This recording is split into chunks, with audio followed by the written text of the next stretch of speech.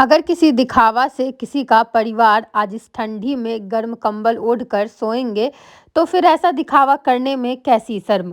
अगर किसी दिखावा से इनके चेहरे पे मुस्कान आ रहा है, तो फिर क्यों ना किया जाए काम ऐसा जिससे आपकी वजह से लोगों के चेहरे पे मुस्कान आए, कोई अपने घर में चैन से सोए। फिर दो चार लोग क्या सोचते हैं, क्या बोलते हैं, क्या फर्क पड़ता है।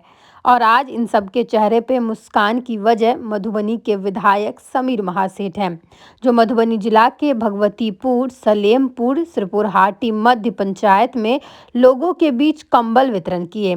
यहाँ जितने भी लोग आए थे, जितने बाबा काकी दादा दादी सब आए थे, सब ने उन्हें बहुत ही दिल से आशीर्वाद दिया कि इस ठंडी में उन्होंने इन लोगों के बीच गर्म कंबल बांटा, ताकि ये लोग चैन से जो है घर जाकर सो पाएंगे।